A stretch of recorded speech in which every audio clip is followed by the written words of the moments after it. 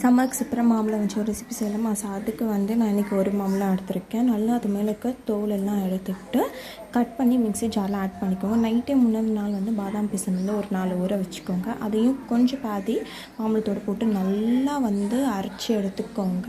அதை அரைச்சி எடுத்தோடனே நல்லா ப்யூரி மாதிரி வரும். அப்படியே நீங்கள் குழந்தைங்களுக்கு கொடுக்கலாம். இல்லை லிக்விடாக வேணும்னா அது கூட கொஞ்சம் சர்க்கரை, பால் இதையும் ஆட் பண்ணிக்கிட்டு நல்லா வந்து லிக்விடாக அரைச்சிக்கோங்க. உங்களுக்கு எந்த அளவுக்கு லிக்விட் கன்சிஸ்டன்சி வேணுமோ அந்த அளவுக்கு நீங்கள் பால் ஆட் பண்ணிக்கோங்க. அதுக்கப்புறமா நான் வந்து ஒரு கிளாஸுக்கு மாற்ற போகிறேன்.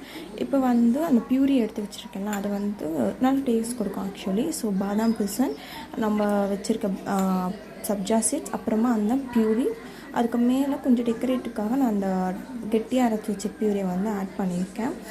ஸோ இந்த மாதிரி ஆக்சுவலி வந்து பிளேட்டிங் பண்ணி நீங்கள் உங்களுக்கு குழந்தைங்களுக்கு கொடுத்தோன்னா நிச்சயமாக என்ஜாய் பண்ணி சாப்பிடுவாங்க.